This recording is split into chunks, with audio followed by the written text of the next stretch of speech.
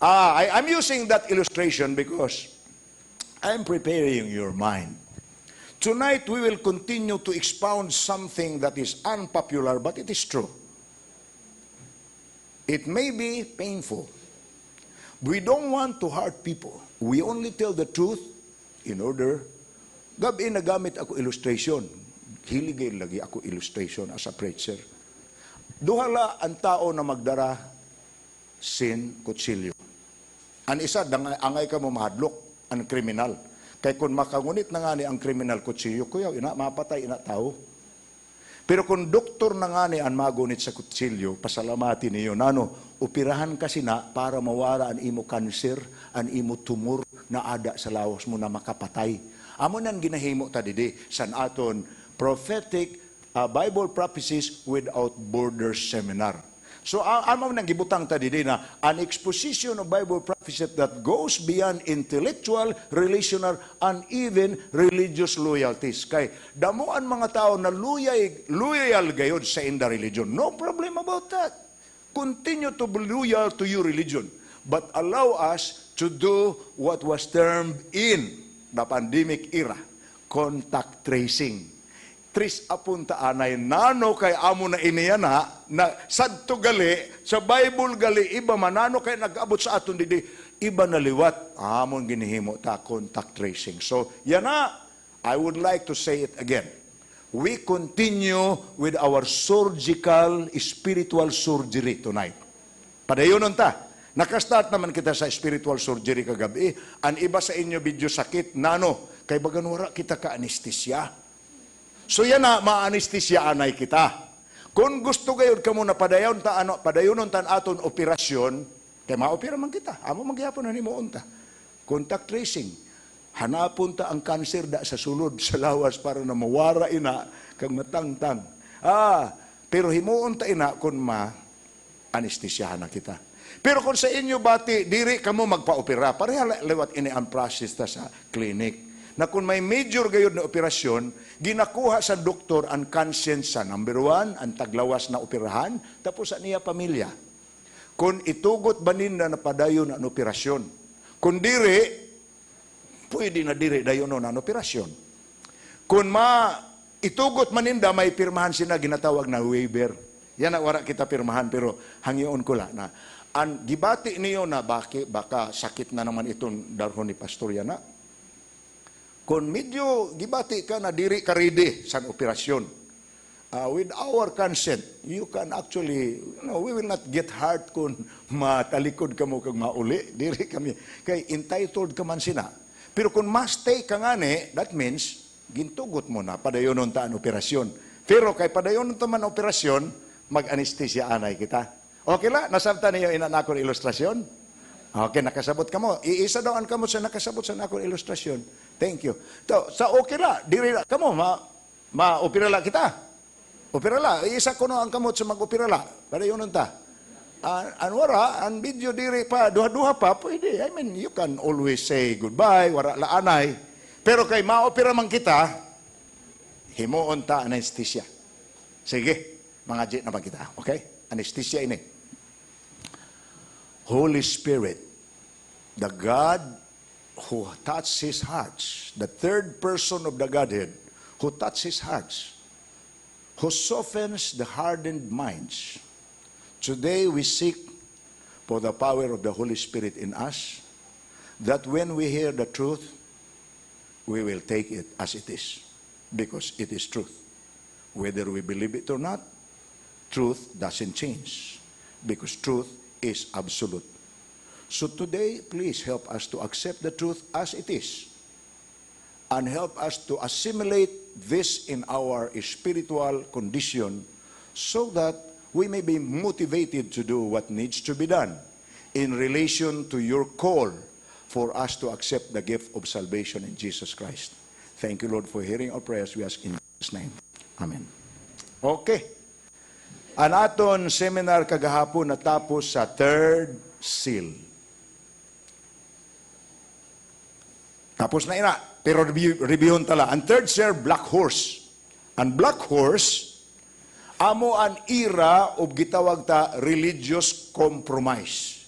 The white horse, the first horse, which was specifically the period of Christian history from 31 AD to 100 AD, the time of the apostles, shortly after Christ ascended to heaven, was the white horse. And white symbolizes the purity of Christ's doctrine, which was not mixed with anything. It was pure Christian doctrine, fresh from Christ, preached by the apostles. But the second seal was red horse. And we already understood that in the pages, in the annals of religious history, that's the period when the Roman pagan empire determined to annihilate Christianity by persecuting the Christians. Blood sport sa mga entertainment sa Colosseum, persecution na ada gyud sa mga balay, ginasaka gyud kag ginapatay ang mga tao na nagasimba. Pareho sa ginihimo ni Saul of Tarsus na may daragayod siya na warrant of arrest na sinuan wala magtuod sa gobyerno adakpon gayod. Amoy na kan Saul of Tarsus pangani. Pero until 313, 100 to 313 black a red horse ina, the severe persecution of the Roman pagans to annihilate Christianity. But the more they were persecuted, the more they multiplied, so that by the time Constantine took the throne from Diocletian in 313 AD, sabi niya, anon himo unta? Iya ginhunga an iya mga minister. Ang mga minister nagsabi, Majesty, kung patayon ta, nagadamo. An maayos ni amiguhon tanala. Anon pag-amigo? Ay sayon la. Makigpartner kita sa inda negosyo, tapos may ibang liwat sinda na gintuudan na batunon taman. Pero aton man sila o hagon na may gintuudan man kita na batunon maninda. Amo inan gitawag na religious compromise. Gamay sa imo, gamay sa akon. Ambit-ambit lang taog sa Cebuano pa. O sa korte pa na, amicable settlement. Win-win solution. Amoy nang ginhimo sa time ni Constantine. So, the time of that black horse was the era of the religious compromise. Amo ini ang nag-initiate. Damo sin practices and pagans ang gidara pakadto sa sulod sa Christian Church. For example, diri pwede na ang pagan mag-worship na wara sin makita na image. Gindiri na Constantine, ayaw na inandida ka mo sa daplin sa dala na maglud-luhod gahapon. Wala na ina. Dito na kita sa Christian Church. So, worship services in the Christian Church, but in the day of the pagans. Day of the pagans. Ano ganing day sa pagans? Sunday. Venerable Dies Solis. The venerable day of the sun. Tapos, gawasan adlaw sa pagans, didi sa Christian temple, system of worship liwat sa pagans. Nanon system of worship? May mga ngaran ang mga santos, gindaraman ninda sa sulod. So nagsulod sa Christian church. Little by little, black is the opposite of white. And white pure, yana black kay mingled with paganistic teaching na. The seal opens about the time that Constantine, the pagan emperor of Rome, accepted Christianity. When Constantine became a Christian, then religion became very popular. Popular na. And the heathen flocked to the churches. And pagans, damo na. Wala naman. Waray Bible study. Uy. Basta lang kay, ginbaton mula ang gimproklamar sa emperor. And under the third seal, the black horse, the church became black with apostasy and sin, and it took up practices.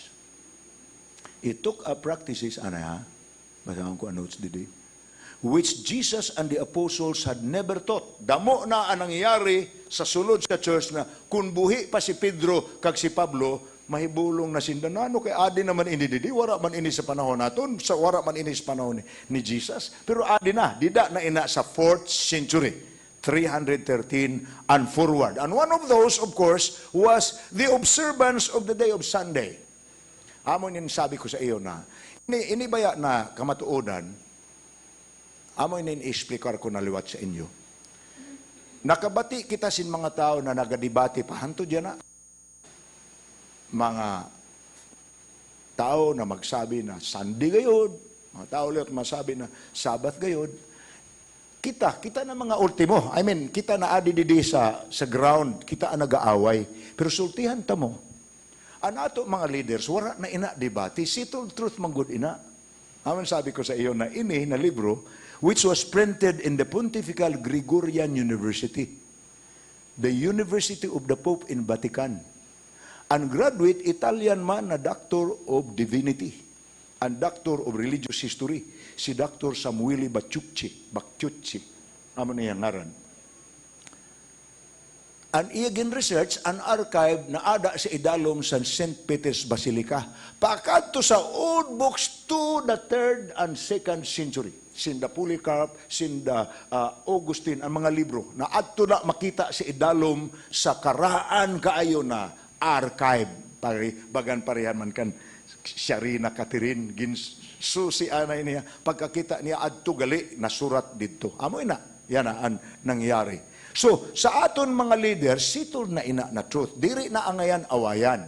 The church, when I say the church, and big church, na kadamuan sa aton dida nga tao, diri na makig-away sa leadership, ginbaton la gininda, kaginangkon la gininda na, sinda nag-change. Ako kamo tagaan sampol, kung makagunit kamo sa libro na The Converts Catechism, that's the official doctrinal book for the Roman Catholics when they teach people to become Catholics. Ang ginagamit ang inan libro ni Stephen Kina na entitled The Converts Catechism. Ang ginatudlo san Katoliko na mga pagtulunan. May question dida na amo ini, wara ko la imprint. Nagsabi, question, nano man gali na adlaw ang Sabat sa Bible? Answer, Saturday is the Sabbath in the Bible because it's the 7th day of the week. And the Bible commands the 7th day to be kept holy since the time God created the world. Amo inanada sa Stephen Kinan's libro na Converts Catechism. Then, next question. Then why do we keep Sunday instead of Saturday?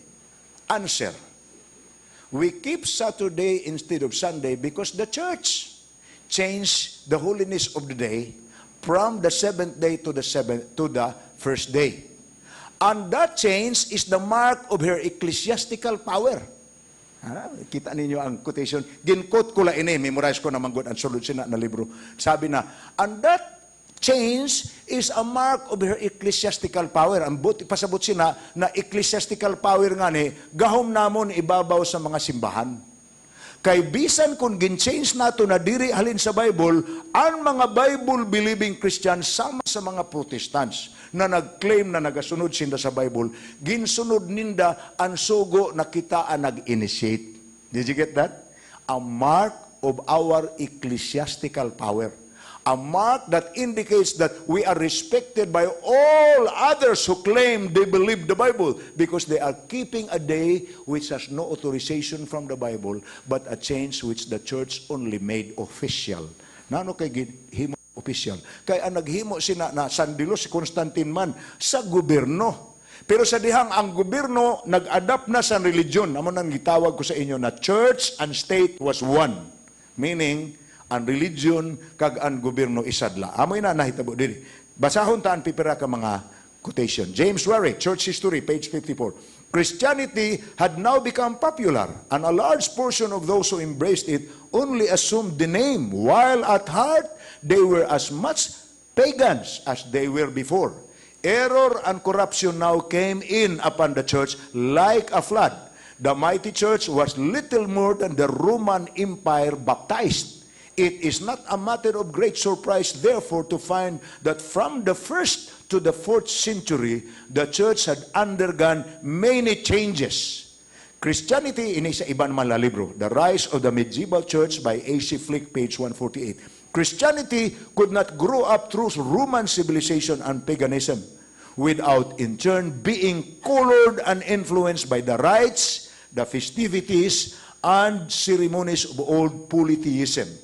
Christianity not only conquered Rome, but Rome conquered Christianity. Wow. Kita na niyo? Kuhaan ko lang microphone, ha? Kamulaan na ako. Gusto makabati sila. Dili ang mga tao na wala tao. Ang meaning sa ngaran na Roman Catholic Church, simple. Roman means halin sa Roman Empire. Catholic means universal, naglukop sa kalibutan. Church means religion. Amo nang ngaran na Roman Catholic Church. Ang ibig sabihin sina, the Christian Church coming from the Empire of Rome and was spread around the world. That's the literal meaning of the word Roman Catholic Church. Meaning, Roman from the Roman Empire, Church, religion na Christianity, universal Catholic. Amo ang meaning sa Roman Catholic Church. So, amo ang akon bot silingon sinina, ang ngaran dito halin, ang grupo dito halin. Kaya nag-spread sila sa kalibutan, sindaman liwat, Europeans man gayon. European ba yan, Spain kag an Portugal. Ang nag-Christianize sa Amerika, European ba yan, Christopher Columbus ba yan, kag si Amerigos Vespucci. Ang iba na place sa kalibutan, maski ang South America, El Salvador, Brazil, Argentina, Ecuador, Bolivia, Colombia, Honduras, all those. They are all Christianized by the Europeans, the navigators of old, including our country. So, what was brought to us was the contaminated Christianity. But we did not know. Baga kita si mga scientists na naurit kan John Baptisti, Lamarck. Na naano kay gina-question mo si Plato? Agali kon aton susihon, han matuod gyud ang ginsabi ni Lamarck na walo gayud until. So that's exactly what happened. So what you see in the church now, a large part of this are traditional. Amo ini. Adio. Philip Schaff, The Christianizing, from the History of the Christian Church, Volume 3, page 93. The Christianizing of the state, meaning ang gobyerno na Christianize, amounted to a paganizing and secularizing of the church. The mass of the Roman Empire was baptized only with water, and it smuggled heathen manners and practices into the sanctuary under a new name. Grabe ini na mga revelation. Diri ini libro ni bisan sino. Libro ini sa church history. Waray religion at tag-iya sina. Adi pa, Bible readings, page 243. The black horse fitly represents the spiritual darkness and degeneracy that characterized the church from the time of Constantine till the establishment of papal supremacy in AD 538. Ako naman kamo istoryahan sini. Papal supremacy in AD 538. Okay. Prior to 538, ang tanan na place na may Christian church, may bishops. Bishops are the leaders of the churches. Biblical ina, mabasa mo sa 1 Timothy chapter 3. Ang leaders and churches, gitawag sila sa Greek na pinulungan na episkopos. Bishops. And in the assistant leader, ginatawag na presbyteros, elders. Amo nan ngaran niya na bishopric and the presbyters, elders, mga local leaders ina na assistants sa mga episkopos kon bishops. Now, sa amo ina nagdaga na pa hono, may dumduman na amo ini na hitabo during the Roman Empire. May time na ang Romans and in the ginasimba, including the different planets of the days of the week, may mga emperors diri liwat sindatanan na nag-claim sin ginatawag na emperor worship. Such a man was Nero and Caligula. And even Diocletian, the one that we have talked about before the Constantine. Gina-require nila ang mga tao, kay sabi paninda, kami, anak san Diyos. May quote man sinda, Romans 13. Ada sa Romans 13, basahan niyo. Ang Romans 13 nagsabi na, ang tanan na gobyerno ordained of God. So magtahod kita sa gobyerno kay iya ina sa Diyos. Romans 13 ina, surat ina ni Pablo. So ginagamit ninda ina, ginaklaim ina sa mga Roman emperors, diri sindatanan, ani ibala. But Nero, who was a lunatic, so with Caligula. Si Nero man ang nagpapatay kan Pablo. Si Caligula man ang nagpapatay kan Peter. Si Diocletian man ang nagpabuil sa kawa kay John. Pero si Domitian, diri si Diocletian, kay di naman si Diocletian banda kan Constantine. Anyway, Ang mga history ninda, damo liwat sin mga emperors na nag-require sa emperor worship.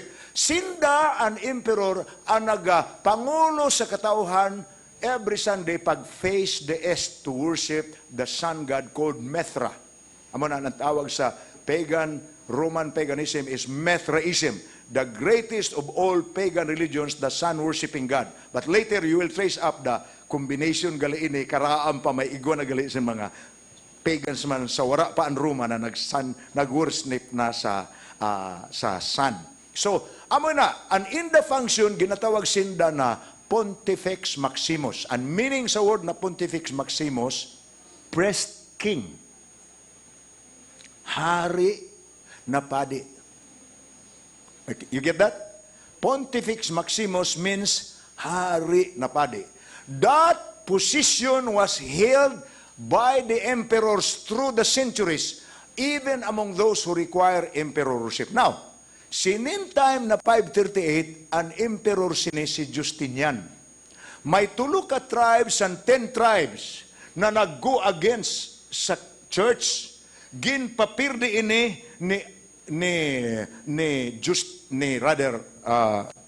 ginpapirdi ni Justinian kan Belisarius an iya general. Napirdi ang mga Aryans, ang mga Goths, kag ang mga Hirulay, nangapirdi ina. So itong tulo nawara sa mapa. Pagkagana sa Rome against ni, sabi ni Justinian, tuna yan diri na an emperor an Pontifex Maximus, an bishop na of the Church of Rome. Meaning, kay antanan na churches may bishop ba ya? Church of Alexandria, Church of Corinth, Church of Jerusalem, Church of Antioch, Church of Philippi, may bishop man inatanan. Pero sabi niya, tuna sina na panahon, an Pontifex Maximus, an bishop of Rome na. Bagan, kung sa synod pa ina, chairman niyo, siya ang labaw ninyo tanan. Dida magsugod ang pagngaran sa Bishop of Rome, ang paggamit sinang word na Papa. Did you get that now? You understand now what we are tracing up in history. Tuna sina na panahon, ang title na Pontifex Maximus, diri na sa emperor, iya na sa head of the church in Rome. So, amo na nag-abot na ina sa aton, nagligon la ina through the years. Now, may isad pa ka bagay. So, ang church na Red Horse, amo ini ang period from 323 to 538. Wow, grabe man ini. Pero wala matapos ang 7 seals. May sunod pa, the 4th seal. Pag-abot sa 4th seal, when he opened the 4th seal, I look and behold, a pale horse. Wow, luspad na kabayo. Puti ang primero, pula ang ikaduha, itom ang ikatulo, ang ikaupat. Luspi man yan, ano? Lupsi. Basta ka mo na lang masabot sa akong minasbati kay. And the name of him who sat on it was death, and Hades followed with him. Nano ini? Na horse na luspi. Ang nagsakay sa iya si kamatayan. Bagan sa comics ko mala ini nakita, pastor, na si kamatayan nagbutang sinhod, may dara na sanggot. Bagan sa comics ko mala ina nabasa. Di gali sa Bible ina. Sa Bible galiinan, death na may dara na sanggut ang nagsakay galiina san lupsi na kabayo. Nano ini na period? The 4th horse is a pale horse. This must indicate the sickly condition of the church during this time. The rider is death and hell. From the Greek word Hades means grave, followed after. This indicates the great mortality during this period, beginning in 538 AD, when the severe persecution of the Dark Ages took place and millions of God's people gave their lives for their faith. By this time, the Bishop of Rome had become so powerful that even kings and emperors dared not disobey him. Amuliwat ini ang period naging create sa church banda sa 11th kag 12th century ang gintawag na People's Court but established by the church, an Inquisition. You read Inquisition in your whatever source you read. Encyclopedia, Wikipedia, Thesaurus, Webster Dictionary. Ang Inquisition, kung pangitaon mo din sa Webster, simple ina. The process of asking question. Amoy nan sa grammar. Pero ang Inquisition sa history is a court that was established by the church to judge who are the heretics. Sinon heretics? Ang mga tao na wara magtuod san ginsugo sa church. Amo nan heretics. Ang mag-judge sa inda, ang Inquisition. Amo ina ang panahon na grabe kadamo san ginpamatay, ginsugnod nga ni sinda sa atubangan sa publiko para na diri na sinda masupak. Amo ina nahitabo. Persecution ini. I was telling you, this is the period from 538 to 1517. The period which was largely known as the Dark Ages in our world history. Dark. Why? Because there was religion and religion was spreading into the world, but there was darkness because there was moral darkness. Nawara ang prevalence san Bible. Nawara. The religious inquisition is recorded as one of the bloodiest characterization in the history of religion. People who did not obey the church mandate that prohibits common to read the Bible for themselves were branded as heretics, subjected to the Inquisition, had their properties confiscated, and many of them tortured, strangled, killed, and burned at the stake, and all manners of unimaginable inhuman infliction. Ang mga nagsupak sa church, ginpandakop, ginburn at the stake. Pareho sini na reformer si John Hus. John Hus, pareha kan Luther, padi man liwat ina, leader of the church. The church, which was prevailing. The church, that's what is spread around the world. Ito sabi ko sa inyo, church na halin sa empire sa Rome, kag nag-spread around the world. John Hus, padi ina. Bagan si Luther liwat, padi. Ano man ninda mutibla? Isadlaan ninda hangyo. Sabi ninda sa church, balikla kita sa Bible, diri na kita inan magdamo na lugodan mga tradisyon la na wara na sin biblical source. Sabi sa Bible, may authority ang church because may magisterium man. Anong magisterium? Ang magisterium amo ina ang ginkauyunan sa mga bishops and approved by the Bishop of Rome, the Papa, as the teaching of the church. Damo sina na result sa magisterium ang diri gayod of biblical origin, but it has become accepted. And we will be tracing up some of those today. And so, John Hus was burned. This man was about to be burned. Martin Luther. Padi maliwat ini. Dito sa Wittenberg sa Germany. Siya ang head sa theology department. Bagan akon man responsibility dito sa seminary sa Sudan. Kaya na-head man ako sa seminary sa Sudan sa Africa. Pagka-discover niya, kay ang Latin man la na bulgata ang Bible ninda naging basa, pero may Bible dito na, diri man liwat ninda madara, kaya wala man printing sa Bible. Ang una gayod na nag-print sa Bible na English, John Wycliffe. Ginpatay man si John Wycliffe. Pagkapatay niya, 50 years later, ginpakuha sa church ang iya lubong para sunugon sa mata sa kautudan. Unsan iya crime? Ang pag-translate la niya sa Bible. Grabe ang iya crime. Pag-translate sa Bible, pagkanto sa English. Si John Wycliffe. Ini si Luther, gin-translate man niya ang Bible pa German. Urit man ang church sa iya. Nag-ato siya. May mga sympathizer siya. Amo yun na nangyari sa gitawag nato na the Great Reformation Movement. A priest was leading the people to go back to the Bible against the will of the church. Ginpako niya sa pultahan sa simbahan sa Wittenberg and 95 theses, teachings of the church that are not from the Bible. Grabe. Amo ina an pale horse. An pale horse extensions and persecution sa red horse. Ang diferensya la kay an red horse, persecution of the Roman pagans for the Christians. An pale horse, persecution of the Christians to the Christians. Siguro diri ka mo tuod sina. Ada sa Bible ina. May text and Bible na nagsabi na maski ang nag-persecute sa imo, An inda huna-huna, nagsimba sila sa Ginoo. That is found in John 15, verse 1. Let me read that to you. Or rather, 16 verse 1. 16 verse 2. Basahon ko yan. Adi na sa Bible ko. The time will come that they will put you out of the synagogues, churches. Yes, the time is coming that whoever kills you will think that he offers God service.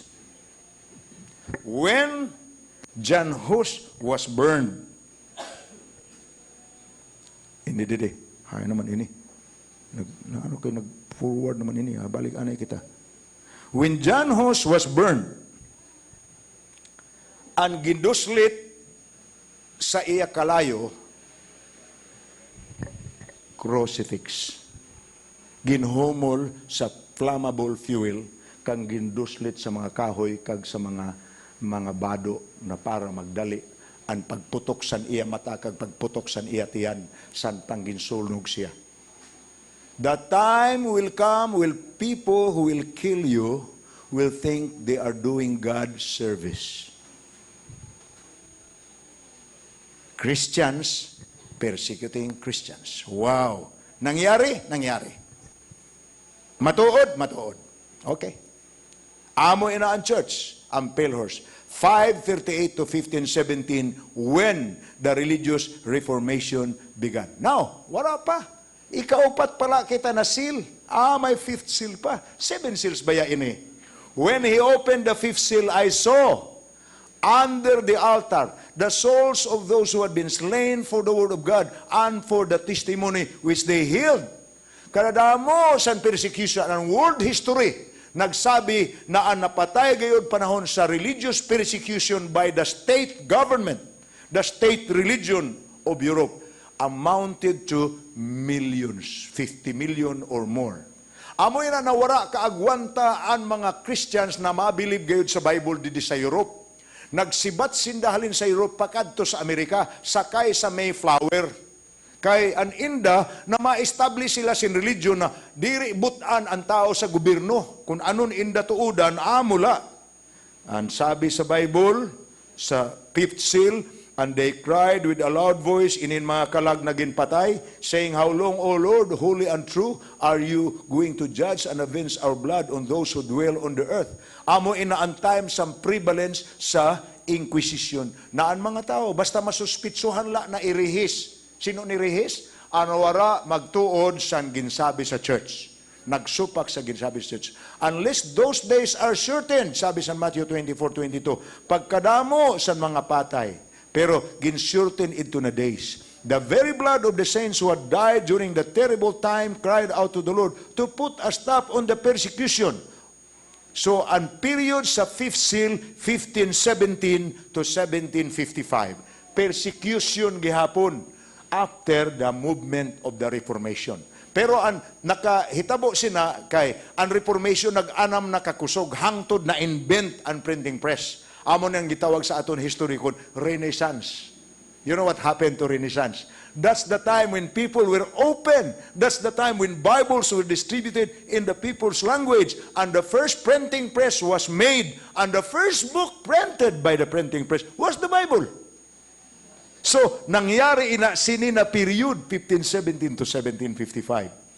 Fifth seal. But persecution was going on. Sino ang nag-persecute? Christian. Sino ang gin-persecute? Christians manliwat. Ano ang kalainan? Ang Bible-believing Christians gin-persecute sa church and state Christians. Ama na nangyari sa history. Kung gusto ko mo makita sa mga istorya, just for the sake of curiosity, kung may Google ka mo, may Wi-Fi ka mo sa balay. I-type sa Google, St. Bartholomew Massacre. I-type lang ina. Itugaan sa imo dadaan sample sa persecution. Pagbagting la sa simbahan sa isad kagabi dito sa France, ang mga tao ginsumatandaan na pagbagting sa sinin ng gagabi, gumawa kamo sa inyo balay kag ihawan ninyo inin mga Huguenots and mga French Protestants. And that happened in history. Amo na ito si Pope Paul VI, believe ako dito. Kaya amo ito unpressed na, amo ito unpope na, nag-apologize gayud to the world. I just do not have the quotation in the newspaper. But he was telling the people of the world, please forget what happened during the medieval period of church history, during the bloody time when persecution was done to those who were not under the church. Now, nag-apologize siya in public, meaning gin-recognize ang kamatuudan na sabi ko sa inyo, tuudan kun diri, kamatuudan gayud gihapon. Nangyari man gud ini, diri la kita gusto na hisgutan ta ini kay bagan maot man gud na maghisgot kita sin maraot san history na pwede man kita mag-atubang sa bright future, kalimtan na lang ang dark history. But we are doing the prophecy. And the prophecy without borders, and the prophecy without borders would go through bisan pa may religious loyalty kita. Amoy na atong trabaho yan na. Okay, padayon kita anay. Pag abot na, natapos na ang fifth seal, the persecution of the Christians to the Christians during the Reformation era, adi kita sa sixth seal. I look when he opened the sixth seal, and behold, there was a great earthquake. Verse 12 ina sa Revelation chapter 6. There was a great earthquake. Kung imo padayonon ang pag-istorya sina, ang sumpay sina, falling of the stars. Anay, ato lang, tagsa-tagsahon ta ini. There was a great earthquake. In 1755, a great earthquake that is recorded in history books as one of the widest magnitude earthquake. Dili kay pinaka-strongest, pero lapadla siya sindaragan kay dito siya nangyari sa Lisbon, Portugal, pero 1,500 halin sa epicenter na amo ang Lisbon, Portugal, 1,500 miles around. Sa whole Europe ina nangyari, mga 90,000 people ang nangapatay sila. Now, ang Lisbon, Portugal earthquake is not the strongest in history. May mga stronger pa sa Bombay, India, sa Beijing, China, sa history. Damo ina na mga dagko na earthquake. Pero nano kay ang gitawag ta na sign na sixth seal na ang Lisbon, Portugal earthquake. Kay nagsunod-sunod ang mga signs sa sixth seal. Ang Lisbon, Portugal earthquake, adi ang record ha, sa libro na Nelson's New Loose Leaf Encyclopedia. The Lisboa, that's Lisbon, earthquake, which occurred in November 1, 1755, is the most notable earthquake in history. As I have mentioned to you, there were other large earthquakes, but it is not as notable as this one. Why? A violent shock threw down the greater part of the city. In the course of about 6 minutes, 60,000 people perished. The sea first retired and laid the bay dry. Tsunami. Then it rolled in, rising 50 feet or more above its ordinary level. So, earthquake kag tsunami. The fear, according to this book, the fear, the sorrow, the cries and lamentations of the poor inhabitants are inexpressible. Everyone crying. And the ship captain said, oh, what will become of us? Neither water nor land will protect us. And fire seems now to threaten our total destruction. The conflagration lasted a whole week. Grabe. And mga gitawag nila aftershock. 1 week pa, wala pa natapos. The effects, amo yun na surat na liwat sa libro na The History and Philosophy of Earthquake, page 334. The effects of the earthquake of 1755 were distributed nearly 4 millions of square English miles. The Earth's surface greatly surpassing anything of this kind ever recorded in history. So, we believe that the sixth seal began with the earthquake, because Revelation 6:12 says, and when the sixth seal was opened, there was a great earthquake, such as never was. Kuyaw na prophecy. November 1, 1755. But when you read verse 13, adi ang mabasa niyo sa verse 13. Verse 12, manggihapon, sumpay sa earthquake. And the sun became black as sackcloth of hair. The sun became black as sackcloth of hair. Nag-eclipse. Saan o ina nahitabo? 1780, just barely 25 years from the Lisbon earthquake, nangyari ang gitawag the Dark Day of May 19, 1780. So called on account of a remarkable darkness on that day extending over all New England. The true cause of this remarkable phenomenon is not known. The dark day in Northern America was one of those wonderful phenomena of nature which will always be read with interest but which philosophy is at a loss to explain. An explanation ko sini, ang sabi sa mga encyclopedia, ini na eclipse, diri ordinary. Kita tanan nakakita na baya kita eclipse? Di ba natabunan nga ni an adlaw, may moon na nagtabon, wara. Pero pila na ina ka seconds. Amo inan eclipse, lunar eclipse. But ini nangyari sa May 19, 1780, lasted for more than 2 hours. Exceptional. Meaning, unprecedented, wara pa nahitabo sukad, kag wara naliwat maotro. Idtula. Igo lang kita gimpahibalo na adi na kita sa Sixth Seal. Lisbon, Portugal earthquake, darkening of the sun. Now, that's not the only part of the verse. The darkening of the sun in the dark day of May 19, 1780. Part of that day, the same verse, verse 12. And the moon became like a blood. Tuloy na kapangyayari ang gihisgutan sa verse 12. First, the great earthquake such as never was. 2, the darkening of the sun that was phenomenal. 3, the reddening of the moon. Na kadamo na kita makabati sa GMA kag sa CNN kag sa ABS-CBN. Na kaya na lantaw ka mo sa gabi kay red and bulan. Gitawag inaninda na blood moon. But I want to tell you, there is no other record of the reddest moon that was done compared to the one in the evening of the dark day, May 19, 1780. Ina na gabi, ang eclipse, dumdumaha, more than 2 hours. Kad ang darkness, lupig pa ang gabi. Ang pagkagabi, unta sina na adlaw, May 19, 1780, full moon. Naglugwa ang bulan. Paglugwa sa bulan, hadlok ang mga tao kay pula.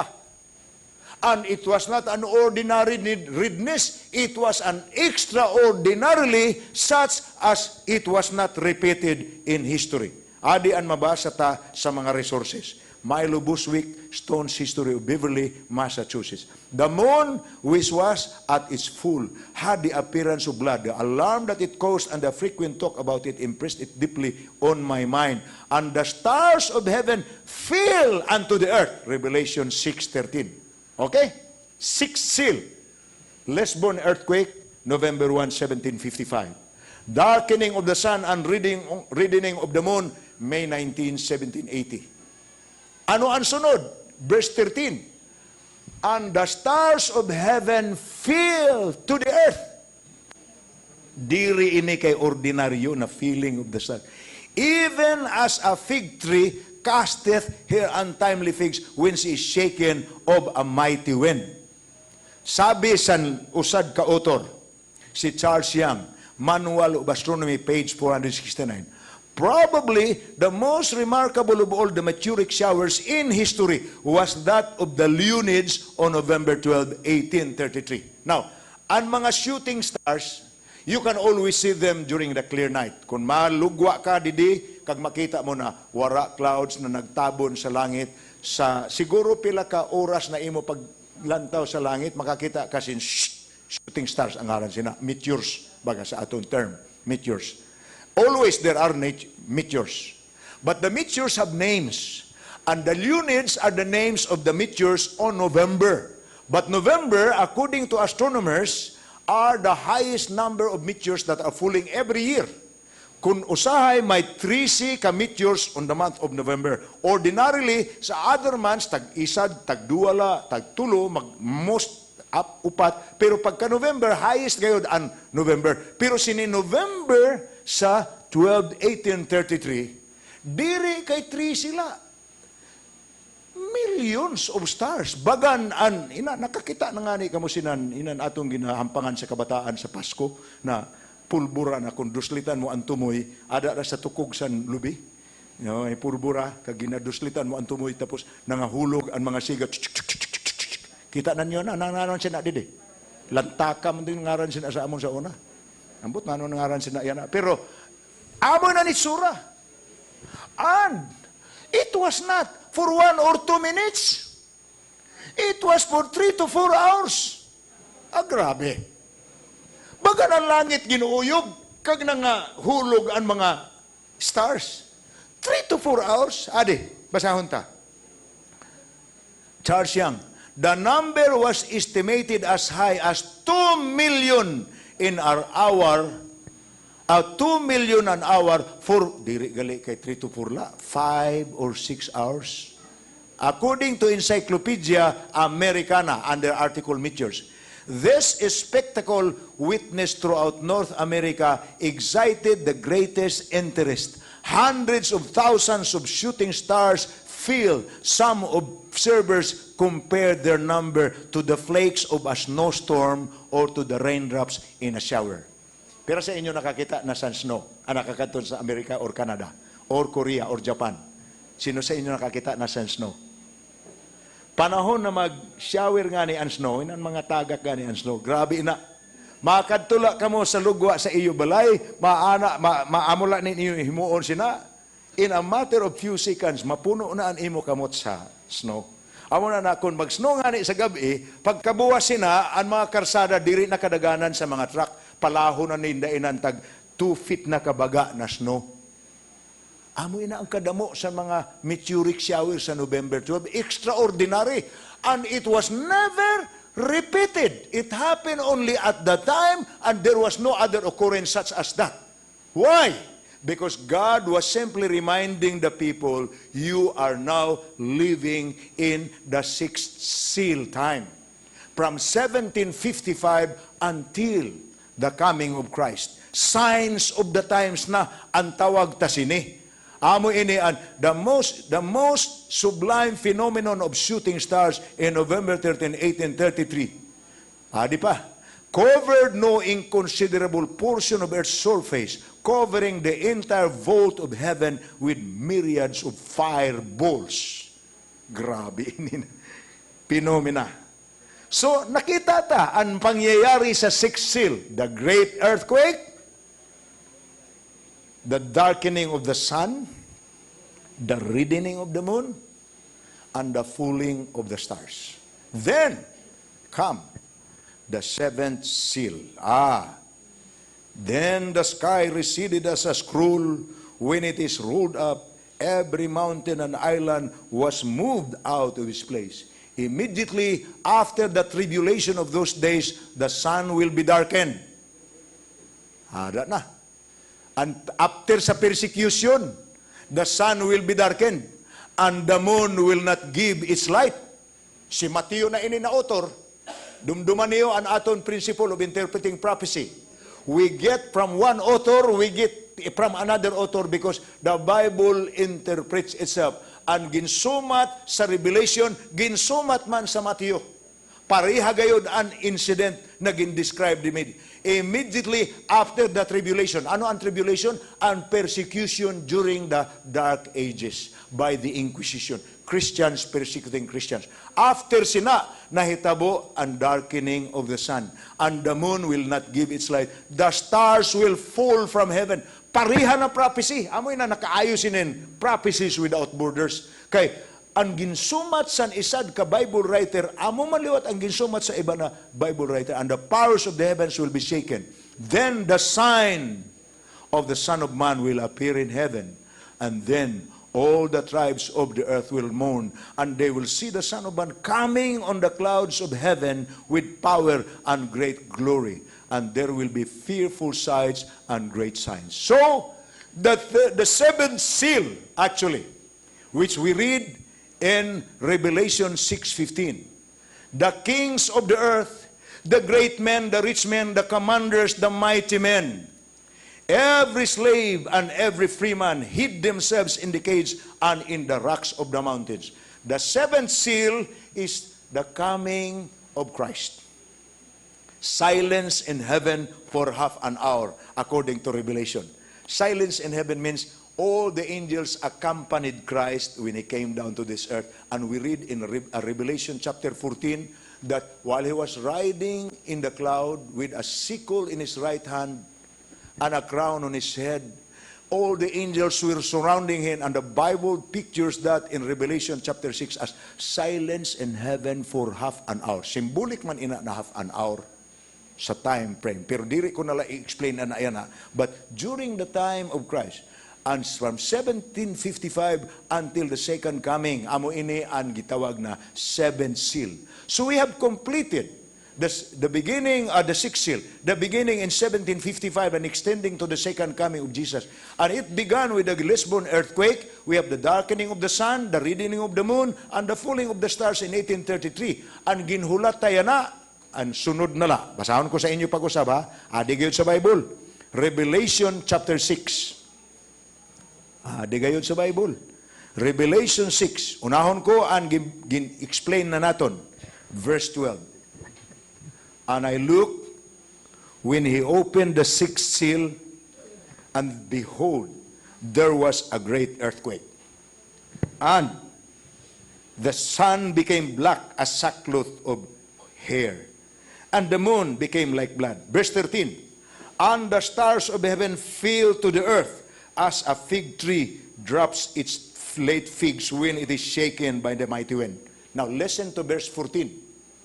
Pagkatapos ang falling of the stars, may vacuum. Verse 14. Then the sky receded as a scroll when it is rolled up, and every mountain and island was moved out of its place. And the kings of the earth, the great men and rich men, the commanders, the mighty men, every slave and every free man, hid themselves in the caves and in the rocks of the mountains, and said to the mountains and rocks, fall on us, and hide us from the face of him who sits on the throne, and from the wrath of the Lamb. For the great day of his wrath has come, and who is able to stand?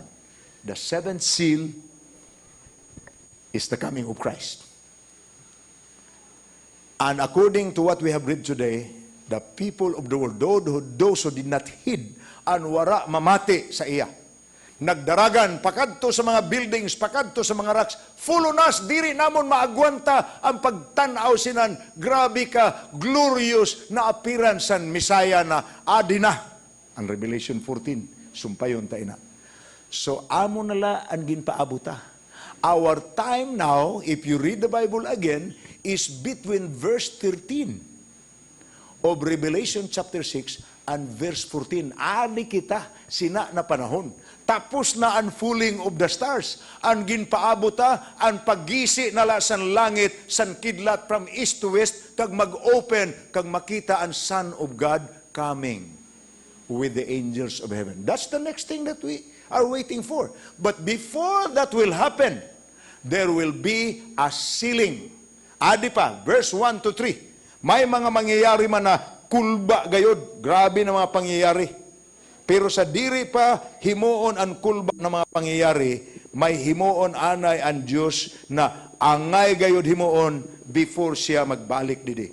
Revelation chapter 7 verses 1 to 3. And let me read that to you again. Let me read that to you. Revelation 7, 1 to 3. Paminawan ninyo. Kaya amo nin paabuta. Amo na ba ini ang gubat yan na sa Israel kag sa Hamas? O Russia kag sa Ukraine?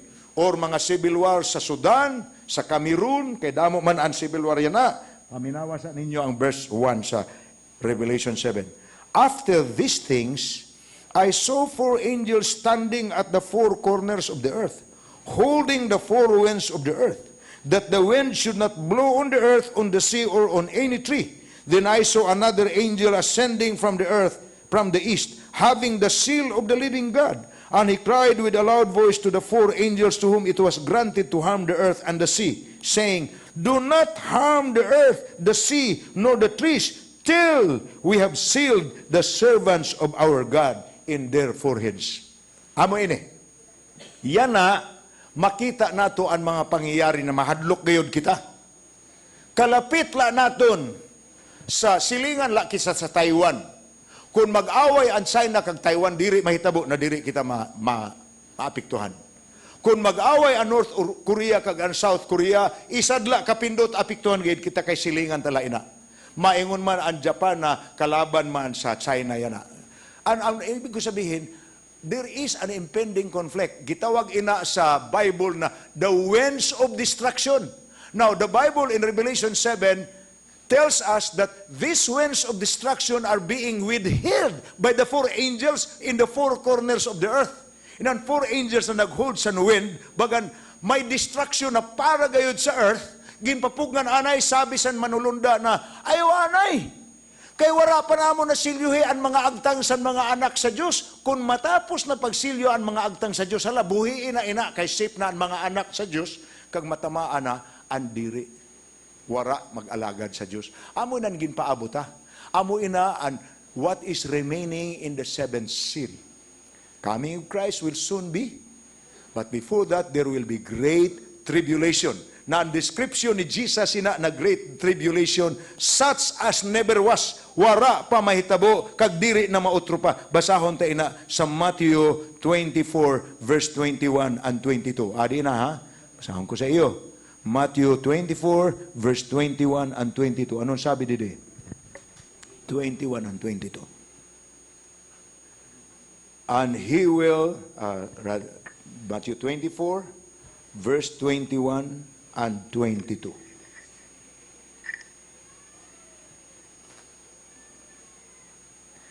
For then there will be great tribulation, such as never was, since the beginning of the world until this time, no, nor ever shall be. And unless those days were shortened, no flesh would be saved. But for the elect's sake, those days will be shortened. May ginapaabot pa kita na grabe na tribulation, winds of destruction. Whatever the nature of that destruction is, we really don't know. But the Bible describes it that it happens once only and it will not be repeated. Nuclear bomb ba ina? Wara kita mahibalo. Destruction in nature ba ina? Wara tagod marami. Binadilay ba ina sa mga moderno or mga satellite na bomba? Wara gid kita mahibalo. Ang description na sa Bible umalabot ina. Pero may isad ka manulunda na nagsinggit sa mga manulunda na naggunit sina na winds of destruction. Ayaw anay! Wala pa matapos ang buhat sa Ginoo. Anong buhat sa Ginoo? Pansilyuhan niya ang mga tao niya sa indaagtang. Anong meaning sina? Literal man ina, symbolikal man ina na ang meaning, i-preach anay ang gospel. Kag kun batono na ninda sa indautok, na arama na ninda ang kamatuodan, amo na ina. Kay sip naman sinda, kay ginsilyuhan na sinda sa Dios. Brothers and sisters, that's exactly what we are doing in the biblical prophecies without border seminar. We are trying to let the people know that soon and very soon the end will come, Jesus will come. Now, we haven't really touched the aspect of why there are many religions. Tomorrow we'll make that as part of the introduction before we shift into the next topic. But today, we covered the 7 seals. Kagabi, first 3 seals, yana ang last 4 seals. Brothers and sisters, our time is a very serious time. Ang nangyari sa inyo, sama sa ginsulti sa aton Master of Ceremonies si Sir Richard, you are not here by accident. God is calling you. My word siya sa John 10:16. And I do not need to open my Bible to read that because I can quote the verse in my mind. Sabi san God, I have other sheep who are not yet in my flock. I will call them also. Before the end will come, they will be in my flock because I'm only one shepherd and I have only one flock. Alam nyo ang ibig sabihin sina? Damo sin pundok sa mga relihiyon niya na flock ang ngaran sina. Pero sabi sa Diyos, isadlan akon. Pero ang akon, mga karniro, adto sa lain-lain na flock. Kung adto ka dito sa lain-lain na flock, sabi sang Ginoo, diri ka niya pasagda na dito ka lagayod, tawagon ka niya. Kaya mo man nasabi sa Bible, them also I will call, them also I will bring, because I have only one flock and I am only one shepherd. But the preamble of that verse says, I have other sheep who are not yet in my flock. So that's the process. God calls His other sheep who are not yet in His flock into His flock before the final events of the world. There will be the sealing in their foreheads, meaning the learning of the gospel of salvation understood by people. That's the literal meaning of these prophecies that we have unfolded today. Prophecies without borders, because it goes even beyond religious loyalties. Tonight, we are going to sing our song again. Revelation 13, 8 verse 1. Amo na, wala na, adi na kita sa 7 seal na kita. We have come with open hearts, oh let the ancient words impart. Our God of love, our God of salvation, we thank you so much for the revelation you brought to us tonight through these fulfilled prophecies of the 7 seals in Revelation 6 and 7. We thank you for reminding us that we are living in the crucial time and we are only awaiting for the final event of this prophecy. That's your coming. And we thank you that what is taking place now is part of what you have prophesied, that you are going to seal the foreheads of your children before that day comes, so that they will not be among those who will be destroyed by the final tribulation. Be with every person who is here today. Help them to understand your words, to be impressed with the truth. Bless their families, bless their businesses in life, their sources of family economy. And Lord, help them to remain with their interest in the study of your word. Help them to come back tomorrow for more words of prophecy that we are going to talk about. Thank you for hearing our prayers. We ask all this in Jesus' name. Amen. Now, please take your seats. Tomorrow's topic is a very interesting topic because it is not a prophecy related to the events of the world. It's a prophecy related to your own life, to my own life. So the prophecy that we are going to study tomorrow is the Bible's revelation as to what God has in store for you personally. Ano ang design sa Bible san imo kinabuhi, san akon kinabuhi. Amo ina an aton title bukas. Ada na makita mo ina Pastor Dida sa si Richard. Okay, thank you very much.